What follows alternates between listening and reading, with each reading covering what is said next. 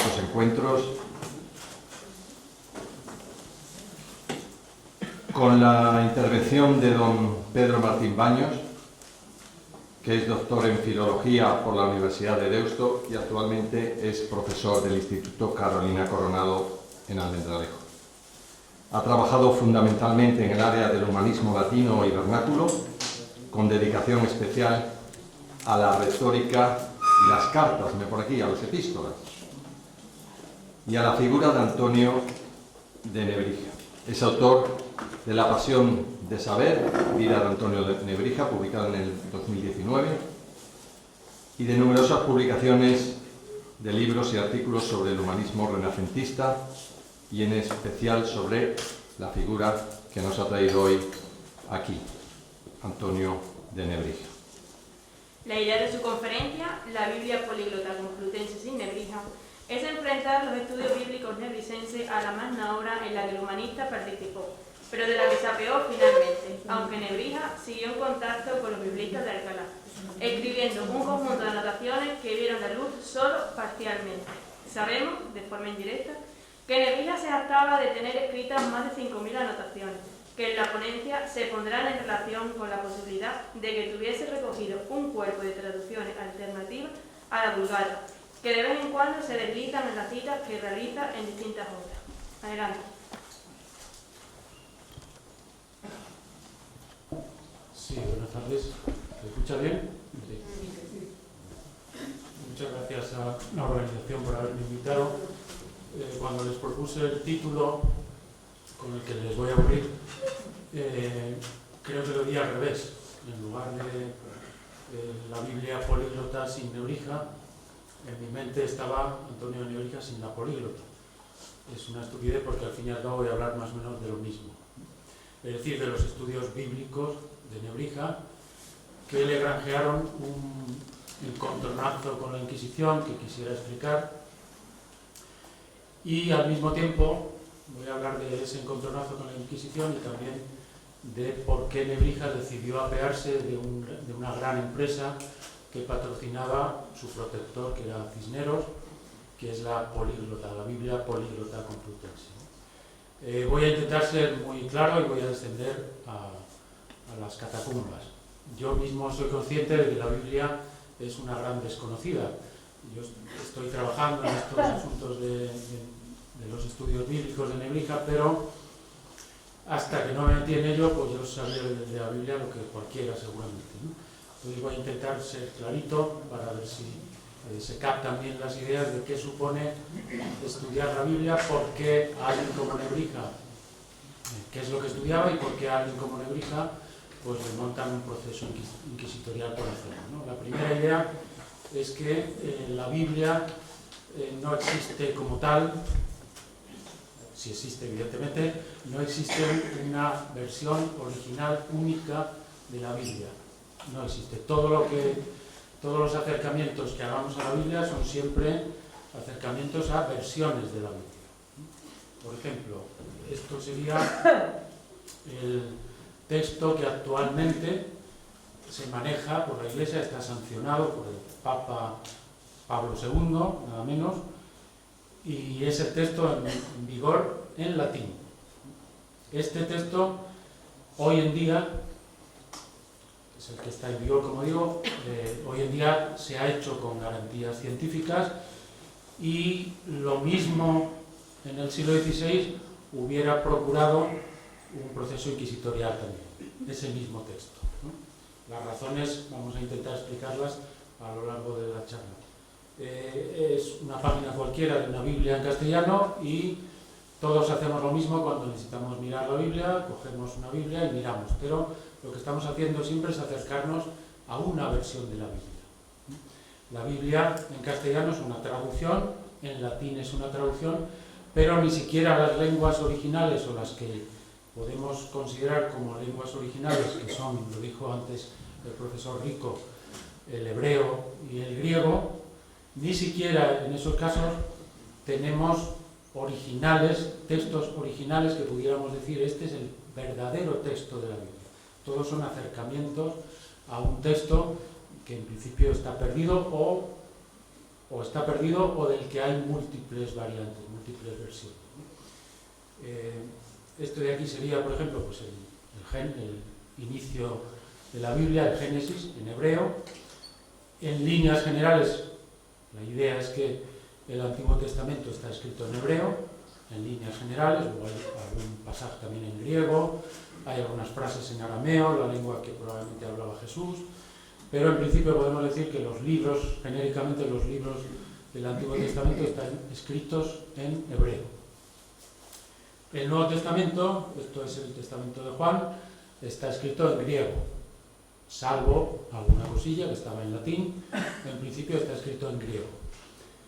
Bien, hebreo, Antiguo Testamento, griego, Nuevo Testamento. Pero esas lenguas no son las únicas en las que está escrita la Biblia. Desde el principio la Biblia se traduce a muchos idiomas.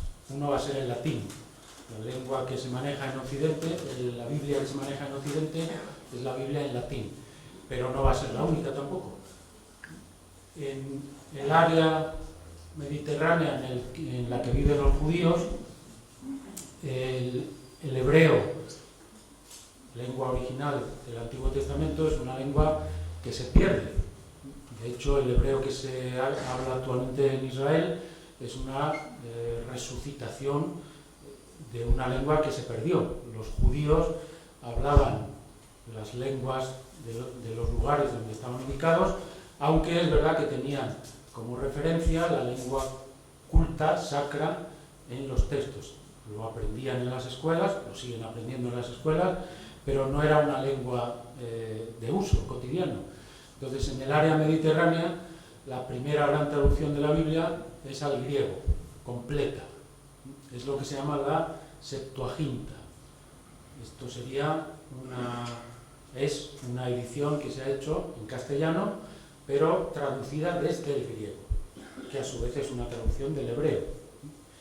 Bien, esto, realmente el estudio de los textos bíblicos es endiablado, hay una maraña de versiones que se entrecruzan a lo largo del tiempo y que hacen muy difícil realmente el acercamiento a los textos originales.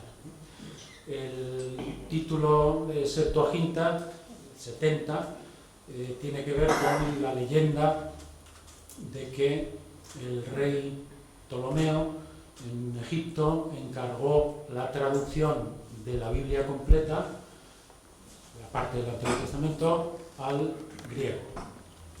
Porque en la biblioteca famosa de Alejandría no constaban esos libros, entonces le avisaron de que no tenía el famoso libro de los judíos y lo mandó traducir.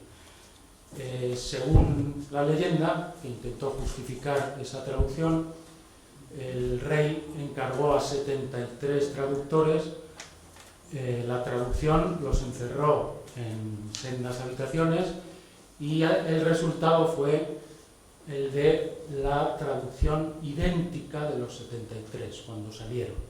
Evidentemente es una leyenda con la que se quiso justificar el carácter sagrado también de lo que en realidad era una traducción. Bueno, esta traducción al griego completa estuvo en uso durante siglos porque el griego era la lengua de cultura de los judíos en el área mediterránea.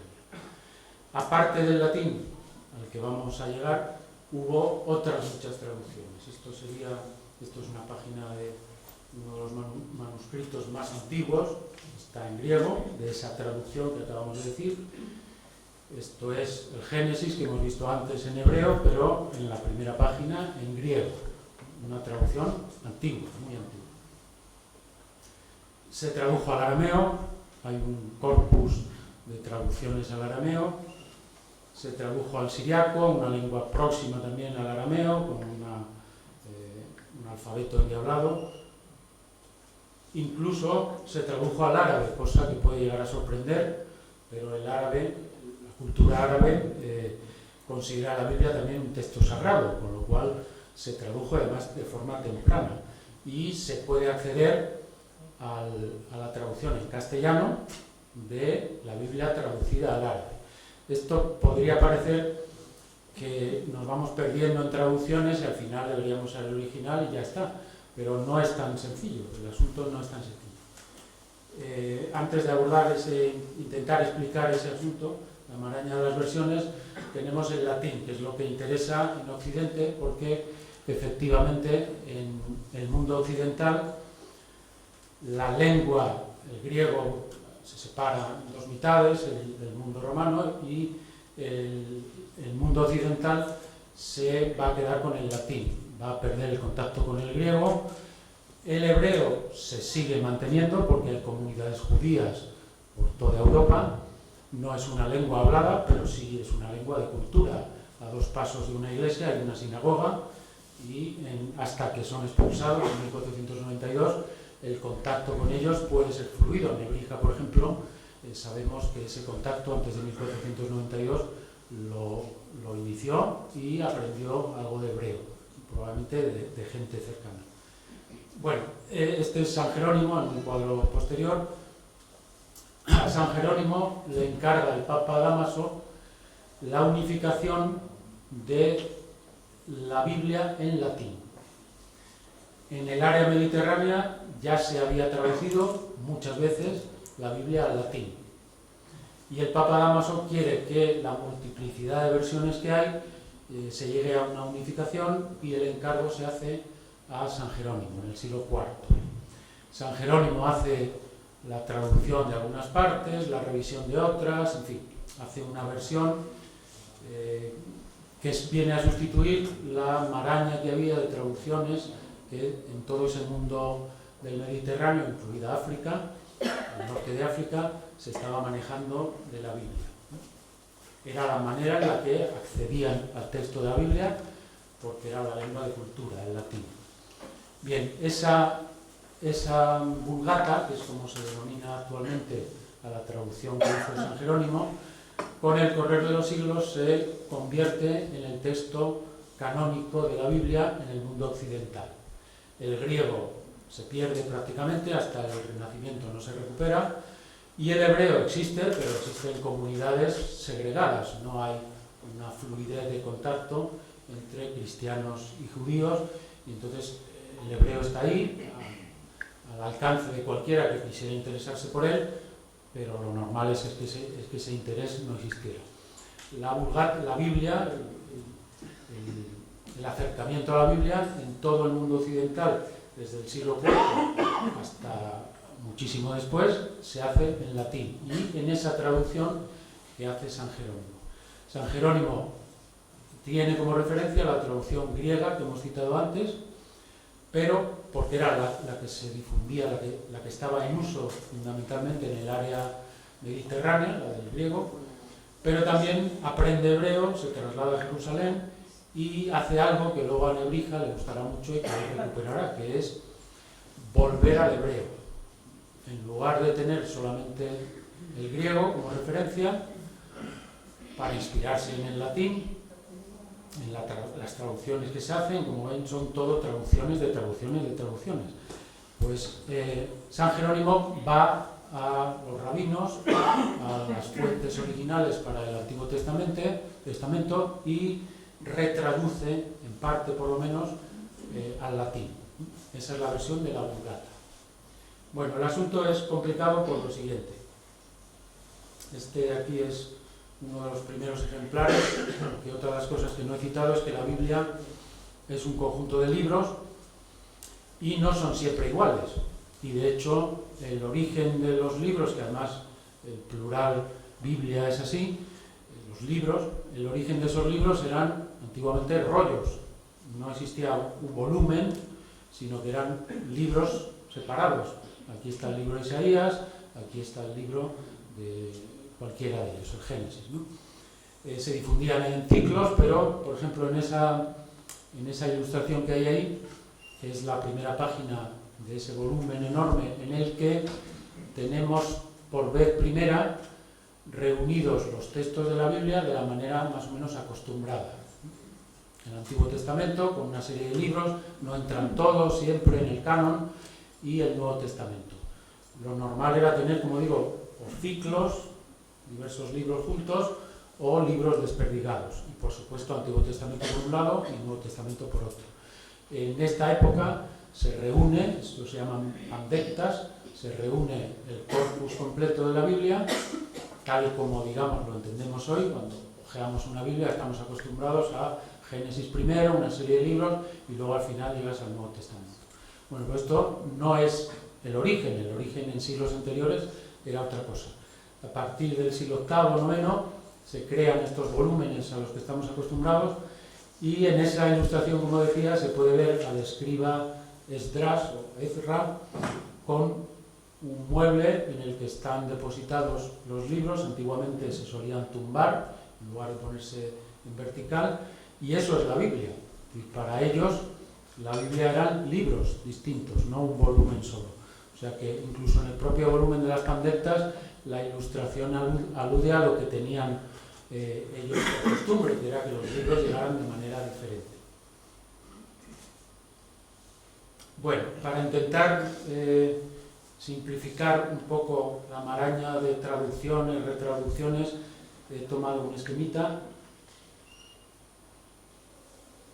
en el que ocurre lo siguiente, porque, como digo, podría parecer que con ir a las fuentes originales, y bueno, si el Antiguo Testamento está escrito en hebreo, pues ya está, vamos al hebreo y nos dejamos de griego, de siriaco, pero la cosa es más complicada de lo que parece, porque los textos originales en griego se han perdido, son tan antiguos que no existen testimonios de ellos. El hebreo antiguamente se escribía solamente con las consonantes. Posteriormente empezaron a añadir las vocales. Voy a recuperar una de las imágenes de detrás. Aquí tenemos, por ejemplo, esto es típica escritura actual del hebreo. Tal y como se escribía el hebreo antiguamente, era solamente el grueso del renglón. Todos esos puntitos que hay en medio, debajo y demás, esos son añadidos posteriores que intentan que las vocales aparezcan. Imagínense, por ejemplo, escribir en castellano sin vocales.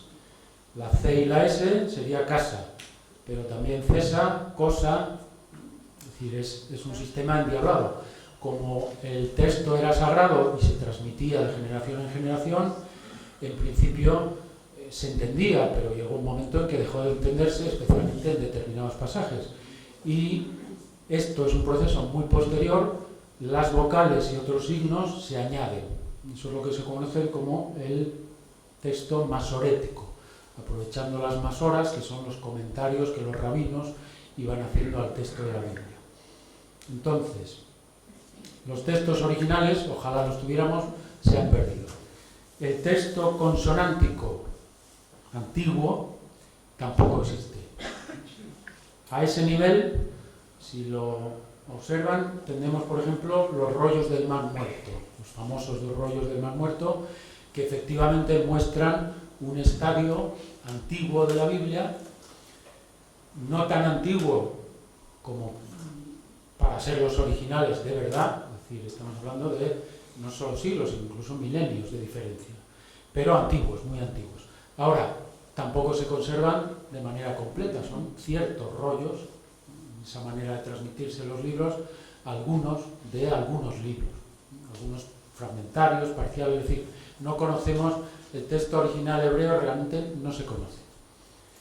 A ese mismo nivel tenemos traducciones, por eso las traducciones son importantes, porque si hemos perdido el original y tenemos traducciones antiguas, las traducciones son importantes. Imaginemos, por ejemplo, que el poema de Mio Cid lo hubiéramos perdido. En lugar de poder acceder a él, estuviera perdido. Antes de perderse, se pudo haber modernizado, pongamos, en el siglo XVI. Alguien coge el poema del siglo XII-XIII y lo moderniza al castellano, o lo pone en castellano moderno. Entonces diríamos, bueno, el castellano, pero no, porque ha habido un proceso de acomodación, de modernización que no conoceríamos si hemos perdido el original. Pero imaginemos que en el siglo XII-XIII el poema de Mio Cid se traduce al francés. Entonces la traducción francesa sería tan importante o más que la versión, aunque fuera en castellano, porque los cambios que pudo haber hace que no estuviéramos cerca del texto original. En cambio, la traducción a veces sí nos podría mostrar, aunque fuera un idioma diferente, cuál era el texto original. Bueno, pues eso es lo que pasa con la Biblia. Por ejemplo, la Septuaginta no es un libro que se puede sin más despreciar diciendo, bueno, al ser una traducción voy al texto hebreo, porque el texto hebreo no lo tenemos. El que está en la línea hebrea hacia abajo es el texto hebreo masorético, el que podemos leer actualmente, es un decir, pero es un texto del siglo VIII, que se fija en el siglo VIII, es decir, un texto muy, muy posterior a, por ejemplo, la traducción griega. Por eso es interesante esa traducción. Saber griego, un biblista actualmente maneja un volumen de lenguas importante y tiene que conocer el griego sí o sí, para poder enfrentarse a este texto. Luego está el Pentateuco samaritano, el samaritano es otra traducción, y el arameo, como he dicho antes, que también es una lengua a la que se tradujo y que es importante para acceder indirectamente al texto original. Y después hay traducciones posteriores. Abajo estaría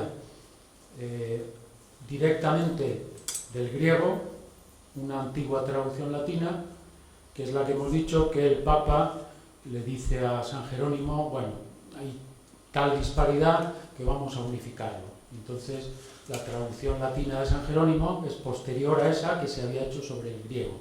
Él coge esa traducción, a veces la respeta, pero se va al latín, al hebreo de los rabinos de su época, del siglo IV. Y entonces su traducción mezcla la Septuaginta, cuando es necesario, con el texto hebreo, pero un texto posterior. A ese mismo nivel hay otras traducciones que ahora me interesan, pero está la Vulgata. Nebrija, más o menos, tiene a su alcance los biblistas modernos han reconstruido todo el mapa de traducciones antiguas, les dan valor, las estudian, pero es un proceso moderno ya. Nebrija aprende hebreo de manera temprana, probablemente no era un hebraísta de una talla enorme, pero probablemente se defendía. Y griego también, porque le hace falta y le interesa. Seguramente no el arameo, pero en la España de la época había especialistas en arameo. Es decir, que también les consulta cuando es necesario. Y en la políglota, de la que hablaré después, se imprime también una traducción, una versión del arameo, en arameo con una traducción latina. Bueno, el asunto es que Nebrija empieza a estudiar este texto de la Biblia. Él es latinista y su objetivo es la Vulgata latina.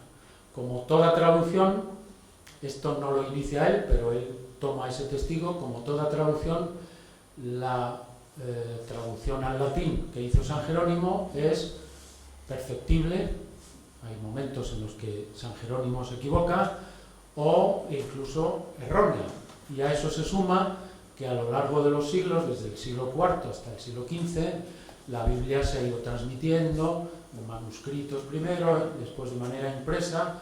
El primer libro es la Biblia de Gutenberg, no por casualidad, y eso ha creado un cúmulo enorme de errores. A veces una palabra se transcribe mal y ese error se mantiene para los restos. Entonces, la idea de Nebrija inicialmente, como latinista que es enfrentarse al texto del latín para sanearlo, para asearlo, para limpiarlo de errores posibles o de malas interpretaciones que pudiera haber, ¿no? Voy a poner un par de ejemplos de lo que él hace. El libro en el que se contienen estas anotaciones que él hace al texto de la Biblia está inédito todavía, aunque espero que por poco, porque estoy terminando yo la edición y saco estos ejemplos de ese libro donde él en latín discute el texto de la Biblia. Un primer ejemplo sería este del Génesis. Es un pasaje, el famoso pasaje en el que Noé suelta varias aves. Lo leo, he puesto también en latín lo que a él le interesa. Transcurridos 40 días abrió Noé la ventana del arca que había hecho y soltó al cuervo, y ahora que iba y no venía, ese no es el que le interesa, en latín agrediebatur et non revertebatur, hasta que se secaron las aguas de encima de la tierra. y soltó después a la paloma para ver si habían decrecido las aguas sobre la faz de la tierra. Vale, lo que llama la atención aquí a Nebrija es ese no, ahora vemos por qué, y el uso de un tiempo que en español también sonaría un poco raro, porque que iba y no venía hasta que se secaron las aguas, es decir, que luego sí vino. En español y en latín equivalentemente lo hubiéramos dicho con más propiedad que se fue y no vino hasta que se secaron las aguas de la tierra. Ese primer dato hace a Nebrija sospechar de que hay ahí un pasaje extraño. Lo que hace es irse al hebreo y al griego. Este sería el mapa de antes, los textos originales no tiene acceso a ellos, el texto hebreo consonántico tampoco, pero al texto hebreo que se manejaba en aquella época, sí. Y en el texto hebreo no aparece ningún no. Era que iba y venía. En el arameo se dice con más claridad todavía, que andaba yendo y viniendo. Es decir, no que se fue, no sabemos dónde estuvo y no regresó hasta que se secaron las aguas de la tierra, sino que al no poder posarse en ningún sitio, porque ese era el objetivo por el que suelta al cuervo Noé y después a la paloma, entonces el cuervo no tiene dónde posarse y va yendo y viniendo. Incluso algunos decían, porque esta interpretación la toma Nebrija de otros comentaristas, que se había posado seguramente en el arca o que Noé le espantaba para que siguiera buscando, porque era lo que le interesaba a él. Sin embargo, en el griego sí decía que iba y no venía clarísimamente. En la antigua traducción latina, a la que tenemos acceso en distintas fuentes, que iba y no venía también. Y entonces consulta las Biblias latinas a su disposición y se encuentra, por eso he puesto un asterisco, que hay dos opciones, que hay dos variantes. Muchas Biblias leen que iba y no venía, pero otras que iba y venía. Su conclusión es: el hebreo es el que está en lo correcto. Es decir, si nos atenemos a la verdad hebrea, lo que debería decir la Biblia es lo que dicen algunas Biblias, de las que usamos actualmente, que es sin el no. No sé si es la imagen siguiente. Bueno, voy a saltar un pelín. No la he traído.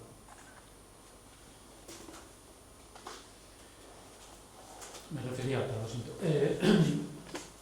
Este panorama, esta es una de las anotaciones, el mapa mental es el que Nebrija dibuja en su mente, y la conclusión a la que él llega es que efectivamente el texto que debería defenderse en latín es sin el adverbio, sin el no.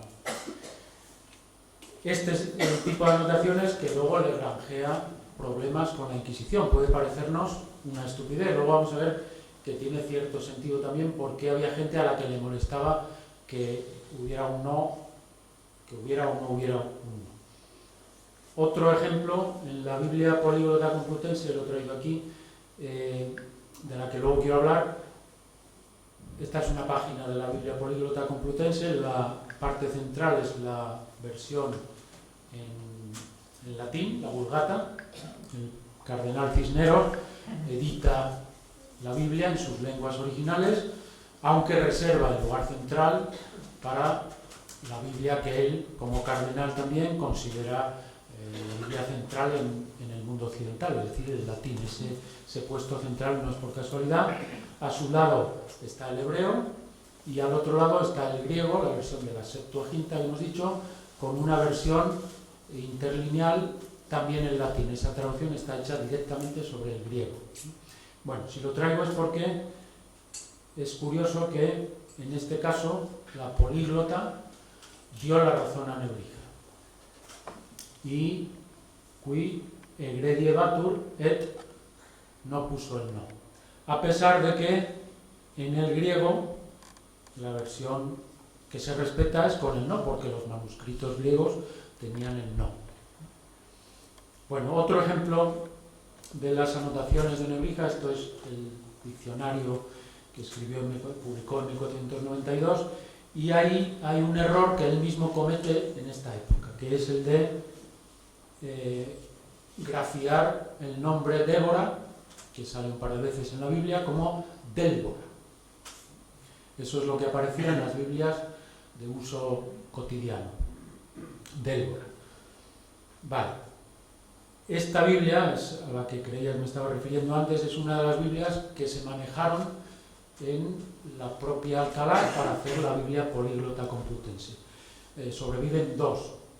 Una de ellas, además en fotografía, porque se perdió en la guerra y solo tenemos la fotografía. De hecho, también está lo que quiero enseñar ahora, pero tenía muy poca calidad y preferí traer esta otra. En las Biblias que se usaban, que usaron el equipo de biblistas que estaba alrededor del cardenal Cisneros y con el que él tenía mucho contacto, las Biblias más antiguas decían Débora, con dos Bs, no Délbora. El origen de la confusión, porque es una simple confusión, probablemente es, en la otra Biblia se veía mejor, pero la imagen se apreciaba muy poco y he preferido traer esta. Las dos Bs en una escritura muy apretada se juntan y al final la primera B, al juntarse con la otra, parece una L realmente, y ese es el origen de la confusión. Bueno, pues en este caso, esta es la Biblia políglota complutense otra vez. En este caso tenemos que el cardenal, su equipo de biblistas, pero la línea editorial la marcaba el cardenal, decide mantener Délbora, que era un error manifiesto, palmario. Aunque en el griego, tanto en la versión griega como en la traducción que hacen, está Débora, e incluso antes hemos hablado del arameo, donde pone ahí eso es interpretatio caldaica, es decir, la traducción al caldeo, que era como llamaban al arameo. Y ahí está Débora también, con dos Bs, es decir, que en dos partes tienen lo correcto, pero en la parte central, en la del latín, se mantuvo algo que era un error, a pesar de que los propios biblistas de Alcalá sabían que era un error. Esta es una página de la propia Biblia complutense en la que los biblistas, sin Nebrija, que se descabalgó del proyecto, acopian, por ejemplo, una serie de diferencias que hay entre las Biblias antiguas que manejamos, que es lo que dice ahí desencabezado, y las Biblias de uso común. Y ahí recogen que Délbora en realidad debería ser Débora. O sea, los propios biblistas del equipo de Alcalá sabían que eso era un error y sin embargo el error se mantuvo. Bueno, este va a ser el origen de lo último que voy a comentar, aunque primero voy a hablar de por qué este tipo de nimiedades, si tiene Débora una L o si no la tiene, por qué esto provoca un encausamiento inquisitorial, con todo lo que ello conlleva, ¿no? Zalamea, precisamente, tiene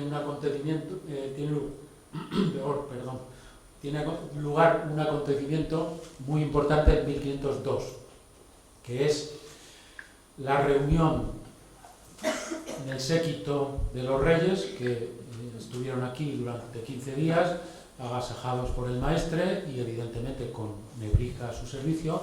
En el séquito estaban tanto Cisneros, el cardenal, como el inquisidor Deza, que es el que le abre posteriormente el proceso. Aquí en Zalamea, en 1502, es el primer acercamiento seguramente entre Nebrija y Cisneros. De esas conversaciones surge la idea de editar, porque Nebrija ya venía estudiando el texto bíblico desde hacía tiempo, de editar después, años después, la Biblia políglota complutense. Ese es el germen, ¿no? Pero al mismo tiempo está el inquisidor, que es conocedor de esas conversaciones con Cisneros y que le requisa por primera vez los papeles a Nebrija. Esta carta es la carta que le manda años después, cuando Nebrija decide dar el paso de publicar las anotaciones que 4 años antes le había requisado el inquisidor monta en cólera, se enfada y le abre un proceso inquisitorio. ¿Por qué? Bueno, pues la razón, esta es la apología que escribió después para justificar por qué lo había hecho. Y la razón es la siguiente. Hoy pueden parecernos tonterías, pero en aquella época eran tonterías que iban directas contra la línea de flotación de varios poderes. Primero, antes el profesor Rico ha hablado de este asunto también, cuando ha citado la universidad en la que Nebrija es catedrático y en el que él quiere como asaltar una fortaleza. Bueno, la primera idea es que Nebrija en realidad, por mucho que tuviera una cátedra de latín y demás, Nebrija en realidad era un profesor de secundaria y bachillerato, porque los saberes que él enseñaba, la gramática, se daban en lo que se llamaba la Facultad de Artes, a la que acudían adolescentes, como los que, bueno, iba a decir sufrimos actualmente, entiéndanme, de la misma edad. A pesar de que el rótulo es catedrático de universidad, en realidad él era profesor de una facultad que era considerada de rango inferior, sencillamente porque ahí iban todos los alumnos a sacarse el título para después acceder, en la propia universidad en este caso, pero acceder a los estudios universitarios, los estudios superiores. El bachiller en artes de aquella época pues era un bachillerato. Uno regresaba a su pueblo, por ejemplo, siendo bachiller, eso le permitía encontrar algún trabajo, un trabajo interesante, mejor que los que no tenían el bachillerato, pero bueno, no era un título de ningún rango. En cambio, cuando uno conseguía el bachiller en artes, bachillarse en artes, podía dar el salto a las facultades superiores, que eran la medicina, ahora nos interesa menos, y teología y derecho. Eso es el núcleo de la universidad medieval y de la primera modernidad. Teología y derecho. El derecho se extendía en aquella época en derecho civil y derecho canónico, derecho eclesiástico.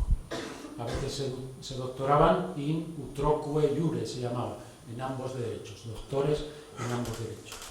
El derecho canónico se funda sobre una serie de libros, el más luminoso es el Decreto de Graciano, que es una recopilación de textos bíblicos y textos de los padres de la Iglesia, o de textos bíblicos interpretados por los padres de la Iglesia. ¿En qué lengua? En el latín. El derecho canónico era el derecho en el que se fundaban asuntos de suma importancia en aquella época. Si un rey tiene derecho a invadir este territorio, si el Papa puede nombrar obispos, si todo este tipo de disquisiciones que hoy serían derecho internacional o derecho de otro tipo y que fundan pretensiones jurídicas, ¿no?, derechos jurídicos sobre algo, entonces se evaluaban en base al derecho canónico. Y el derecho canónico se fundaba sobre textos de la Biblia. Es decir, que los canonistas no tenían el más mínimo interés en que viniera un profesor de gramática, o sea, para ellos catedráticos de verdad, de los de pata negra, y viniera un profesor de instituto a enmendarle la plana al texto de la Biblia sobre el que ellos fundaban el derecho canónico. Es decir, que alterar una coma o alterar un no tenía más importancia de la que podría parecer. Y aparte del derecho estaba la otra pata del banco, que era la teología. Y los teólogos, no es ninguna sorpresa, basaban todos sus estudios sobre el texto de la Biblia. ¿En qué lengua? En el latín, evidentemente. Los teólogos, por ejemplo, durante toda la Edad Media y la primera modernidad, primero se dedicaban a justificar el cristianismo frente a otras religiones, el judaísmo. Para un teólogo cristiano, el Antiguo Testamento era la prefiguración de Cristo y todo lo que hacían era buscar entre líneas alusiones alegóricas a la llegada de Cristo.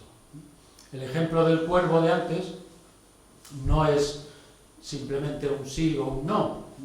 Sobre ese pasaje se había edificado toda una doctrina moral, teológica, y claro, este es un pasaje, pero la Biblia tiene muchos pasajes, es decir, actuar sobre eso, sobre ese sí o sobre ese no, si lleva un adverbio o no lo lleva, era ir en contra de interpretaciones seculares de los teólogos, ¿no? En este caso, el cuervo se había interpretado como el hereje y el que sale de la iglesia, que es el arca. Entonces, el hereje se va y no vuelve. Esa es la idea, no regresa nunca al arca, es el que ha abandonado la iglesia. Esa fundamentación alegórica era una fundamentación importante para los teólogos porque sobre eso edificaban toda su doctrina. Entonces, que Nebrija viniera a decir que no, es que los hebreos dicen que ahí pues desmontaban no solo la lectura de ese pasaje, sino siglos de interpretación moral, alegórica, bíblica y teológica de ese pasaje, es decir, que no era una cuestión menor. Me van a permitir.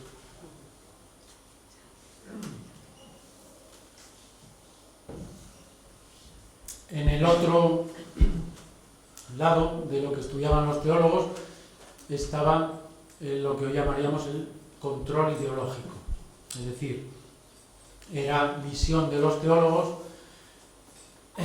darle un tirón de orejas a todos aquellos que se salían de lo establecido, a los herejes, ¿no? La doctrina de la herejía durante toda la Edad Media y la primera modernidad, la Inquisición dura hasta el siglo XVIII, es señalar a aquellos pensadores intelectuales que están yendo demasiado lejos. ¿Y sobre qué fundan sus dictámenes los teólogos? Pues volvemos a lo mismo, sobre el texto, pero además sobre el texto de la Vulgata. Es decir, que para ponernos en situación, los estudios bíblicos eran sospechosos por el acercamiento al judaísmo y por tocar el edificio sobre el que se había construido mucha doctrina, que era doctrina a la que iba asociada el poder en aquella época. Es decir, que un gramático tuviera esa pretensión de estudiar los textos de la Biblia, pues era una pretensión que a algunos se les hizo demasiado soberbia, y en el caso de Edeza se montó ese proceso que pudo haber terminado peor de lo que terminó. Eso no quiere decir tampoco que la Biblia fuera monolíticamente un poder reaccionario, la Iglesia quiere decir un poder reaccionario que a todo aquel que como Nebrijas osara, no. Dentro de la Iglesia había distintas sensibilidades y Nebrija tuvo la mala suerte de, en un momento concreto, topar con que la Inquisición tenía mucho poder y con que el inquisidor en ese momento se vio con la posibilidad de montarle un proceso. Pero, por ejemplo, estaba también Cisneros. Cisneros, a quien conoció o con quien trató estrecho lazos aquí en Zalamea, en ese 1502, es alguien que promueve una Biblia políglota y era cardenal y nadie le montó un proceso inquisitorial. Es decir, estudiar los textos de la Biblia no era en sí herético. El problema era tocar el texto de la Vulgata con demasiada levedad. Por eso hemos visto que en los fragmentos anteriores, a ver si llego aquí, por ejemplo, la políglota le da la razón a Nebrija.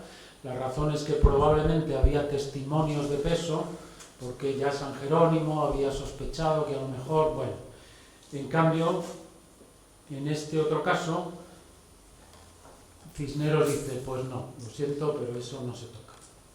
Es decir, ese criterio un poco ambivalente en el que Cisneros quiere mantener el texto de la Vulgata en la medida de lo posible, es lo que hizo a Nebrija apearse del proyecto, teniendo en cuenta que era una persona coherente con sus ideas y que podría haber vivido muy bien a la sombra del cardenal, diciendo, bueno, pues si quiere usted que ponga la L, la pongo y tampoco pasa nada.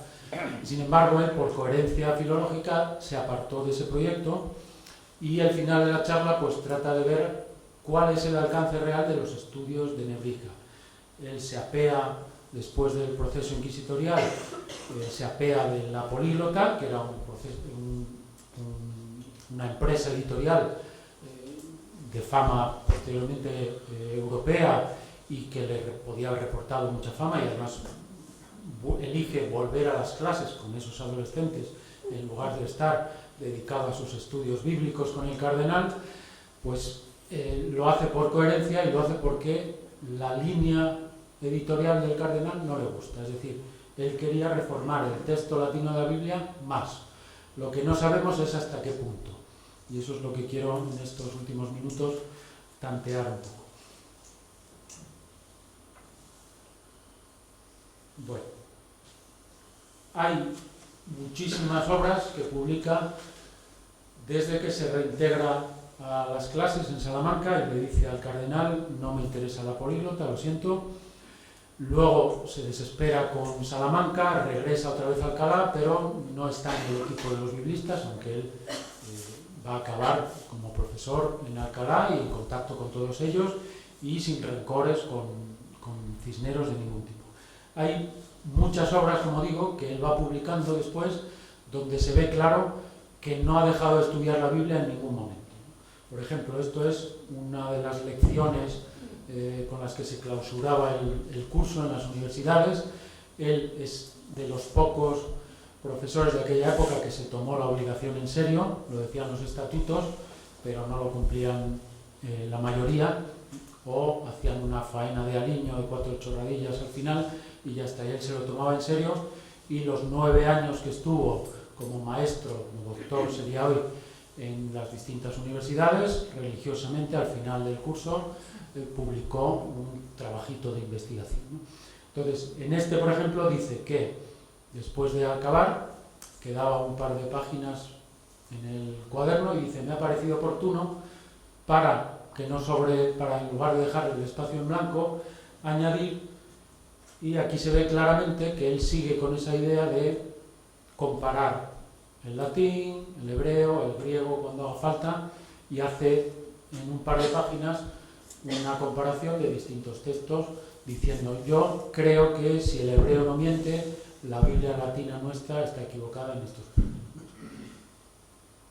Esto, por ejemplo, es otra obra en la que le hacen un encargo que podría haber sido un encargo de aliño también, que le hubiera reportado bastante dinero, como otras obras que eran libros de texto. El profesor Rico antes ha recordado que la fama de Nebrija contemporánea se debe a su gramática latina, y él vendió muchísimos libros de texto, aparte de la gramática latina, que eran textos de uso cotidiano de los estudiantes, como por ejemplo los que se iban a examinar para acceder a alguna prebenda en la iglesia y demás, eran examinados de ciertos textos de las lecciones diarias de la misa, ¿no? Fragmentos de las epístolas, de San Pablo y otros fragmentos distintos. Entonces, el impresor le encarga estos, segmenta trozos de las epístolas de los apóstoles para leerlas en la iglesia y para que las estudien los estudiantes, y él lo que hace en esa obra es crear un mini tratadito de filología bíblica. En los márgenes estudia diversos pasajes, cumple el encargo, pero lo cumple con creces. En los márgenes pone diversas apostillas en las que se ve claramente que está manejando el hebreo, que está manejando el griego, que dice: está muy bien lo que está ahí en la página, pero deberíamos tener en cuenta que aquí el hebreo dice esto o dice lo otro. Cuando él muere, los herederos en Alcalá de Henares recogen una serie de paquetes con los libros que el maestro ha dejado a su muerte, libros manuscritos, y entre ellos hay unas anotaciones de la Sagrada Escritura que él tuvo como una carpeta abierta donde iba anotando probablemente hasta el final de sus días. Otro vocabulario encuadernado en pergamino y otro que pertenece al mismo. Este probablemente sí existe y es este de aquí, que está en el Vaticano. Es una imagen de muy mala calidad, pero es una imagen en la que se han anotado lemas, si se fijan, con espacio suficiente como para seguir haciendo anotaciones, y además está hecho de manera alfabética. Se ve la A, porque luego sigue con la B, con la C. Ahí va anotando palabras que luego le iban sugiriendo posibles anotaciones, porque probablemente esa palabra tenía algo raro que él quería estudiar. Y hay un par de pasajes que son los que a mí más me llaman la atención para intentar, y con esto voy a terminar, ver cuál fue el alcance de los estudios bíblicos de Nebrija, hasta dónde llegaba su ambición, digamos. hay un tratadito que publica meses antes de morir contra dos biblistas, el más famoso es Erasmo de Rotterdam, y en ese tratadito hay un encuentro que narra él, esas palabras en estilo directo, todo lo escribe él, le vienen a visitar a Alcalá por una serie de asuntos y uno de los compañeros le dice que antes de que publiques los 5.000 vocablos que encontraste depravados en la Sagrada Escritura, esos 5.000 se vuelven a repetir en otro fragmento que hay, esta vez del siglo XVIII, en alusión a unos manuscritos que lamentablemente se perdieron después. Estaban en posesión de uno de los primeros que empezó a estudiar a Nebrija en el siglo XVIII, Juan Bautista Muñoz, que hizo un elogio y al hablar dice que su discípulo Cosme Damián Zaballos, de quien no tenemos ninguna noticia, tenía escritas, dijo, sobre 10.000 observaciones y luego un poco más abajo, de lugares corrompidos por malos críticos y copiantes, había juntado unos 5.000. Entonces, el hecho de que se repita ese número, que es muy alto, a mí me hace sospechar que Nebrija probablemente no produjo una traducción entera de la Biblia, pero sí que fue anotando lo que él creía que podían ser mejoras a lo largo del Antiguo Testamento y del Nuevo, ¿no? El que sí se atrevió a hacer una traducción completa fue, ahora vuelvo a estos textos, Erasmo. En 1516 Erasmo traduce del griego directamente, sin pasar por el latín, de San Jerónimo al latín. Una nueva traducción, una traducción fresca del Nuevo Testamento. Entonces, sería interesante ver si Nebrija podría haber tenido en algún momento esa tentación de traducirlo entero, y el número eso de esos 5.000, de esas 5.000 correcciones, a mí me hace sospechar que no llegó a hacer una traducción completa, pero sí que revisó de pe a pa todo el texto para buscar mejoras, simplemente mejoras en el texto, ¿no? Y vuelvo a estos dos pasajes con los que voy a terminar ya, que se pueden explicar. Yo me he tomado la molestia de explicar diversas citas bíblicas en obras diferentes. Están hechas a otro propósito distinto, como por ejemplo un comentario a un poeta, Sedulio, y aquí tenemos... no lo he puesto, sí, comentario a Prudencio. Obras que escribe con otro propósito, pero en las que de vez en cuando hace una cita bíblica. Y lo curioso es ver cómo... Este es el pasaje tal cual, pero traducido sería, coge el fragmento que quiere comentar y dice, se refiere a lo que escribe Lucas. Mientras estaba comiendo con ellos, les mandó que no se ausentasen de Jerusalén.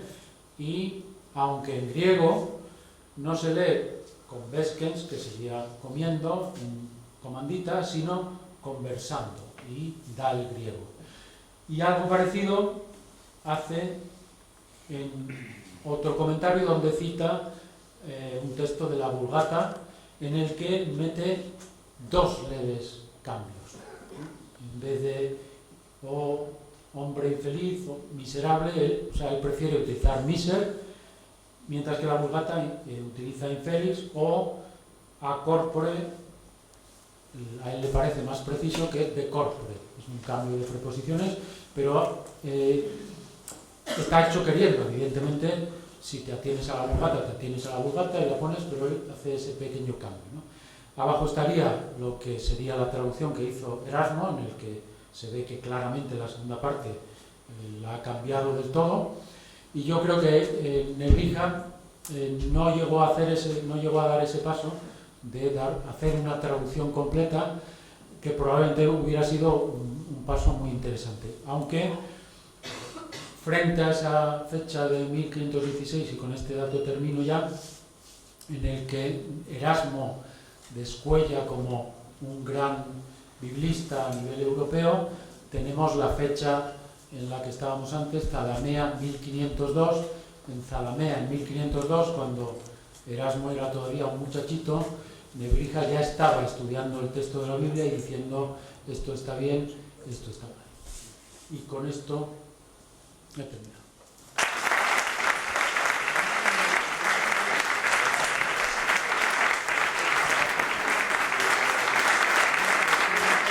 Muchas gracias.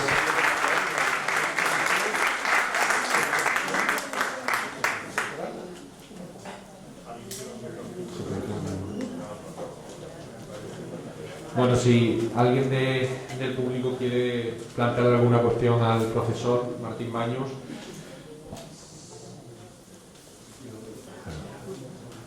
Pues, sin más, entonces terminamos con... Ah, sí, perdón. Pedro, ¿por qué no, tras el proceso inquisitorial, por qué no llegó a aparejar la escritura que producía Nebrija? Bueno, la ¿Por primera qué se razón- permitió que al final él, en el fondo, siguiese haciendo lo que había hecho, Sí. que había molestado a Hay Arenta? dos razones. La primera es que él tiene la protección de Cisneros, y Cisneros favorecía los estudios bíblicos. Es decir, además hay una carta en la que se narra el desencuentro cordial que tiene con Cisneros, en el que le dice: no me interesa tolerar ese tipo de errores que hemos visto antes, esa no es la línea en la que yo querría trabajar, entonces me voy a salvar. Bueno, pues Cisneros en esa misma carta le dice: sigue trabajando en lo tuyo porque lo tuyo es muy interesante. Es decir, no estaba perseguido, como he dicho antes, la Iglesia no era monolíticamente reaccionaria y no estaba perseguido el simple hecho de estudiar. Desde la propia Edad Media se habían coleccionado pasajes en los que había diferencias entre el texto hebreo y el texto latino. Siempre y cuando no se decidiese ir contra la Vulgata, Erasmo sí tuvo problemas, en este caso no se le montó ningún proceso por razones diversas que tenían que ver con Europa, pero el hecho de que se estudiasen no era en sí pernicioso, esa es la primera razón, ¿no? De hecho, con el tiempo, Trento, el Concilio de Trento, que va a patrocinar una revisión de la Vulgata, de ahí es donde sale el nombre de Vulgata realmente, porque en época de Nebrija no se llamaba así, en Trento. Trento patrocina estudios de la Biblia que van un poco en la dirección de Nebrija también. Siempre y cuando haya garantías, digamos, el texto de la Biblia, es verdad, ellos eran conscientes de que a veces había errores, ¿no? Entonces, la primera razón es que Cisneros está detrás, es un protector de Nebrija y que él no es contrario a que se estudie el texto de la Biblia. Y la segunda es que este tipo de frases pues, se cuelan de esa manera, es decir, está en un comentario a Sedulio, pues yo de hecho me di cuenta de que había ciertas discrepancias, pero casi por casualidad, porque estudiando el texto dice, qué raro, pero si no, pues una cita bíblica dentro de un comentario amplio, pues pasa bastante desapercibida, esa es la razón. Y luego hubo un tiempo en el que estos estudios no fueron tan peligrosos hasta que volvieron a serlo con el proceso a Erasmo, en fin, que hubo un periodo ahí, justo a partir de su muerte es cuando empezaron a ponerse las cosas serias. ¿Alguna cuestión más, Pepe? Pedro, como gran conocedor de Nebrija, en esta imagen que es el cartel, ¿no?, que preside esta jornada que hemos dado, de ello, en tu opinión, ¿quién es Antonio de Nebrija? Porque es que he escuchado dos versiones, sí, y me gustaría que aprovechase. Bueno, aprovecho, en octubre o noviembre va a salir un facsímil de ese manuscrito con unos cuantos estudios, he coordinado yo los estudios. Hay una profesora de Huelva fantástica y otra de Extremadura, Pilar Mogollón, que han estudiado tanto el manuscrito en su aspecto material, porque se conoce esa miniatura, pero el manuscrito tiene 92 páginas que normalmente nadie ha mirado, y tanto eso como la propia miniatura, ¿no? Las conclusiones, yo las suscribo también, y vienen de antiguo, es que Nebrija es el que está en el centro. No sé si hay alguna imagen. Bueno, sí, es la imagen que tenemos en el cartel Ese que está en el centro es Nebrija, que está sobre la cátedra. Esto de aquí parecen cátedras y es verdad que te hundes hacia abajo, como han dicho antes. Y Nebrija está sobre la cátedra. Lo curioso es que se ha dispuesto esa imagen de esa manera para darle centralidad al saber, porque el poder en este caso está subordinado, no tanto como para ser una figura irrelevante. Don Juan de Zúñiga es ese que está a nuestra izquierda, y lo curioso de esa imagen es lo potente, lo icónico, lo simbólico de esa imagen es que el lugar central se ha reservado a Nebrija, que parece ser que es ese. Muchas gracias, profesor.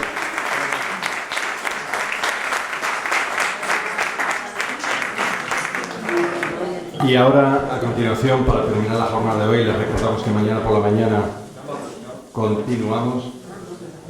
Vamos a hacer entrega.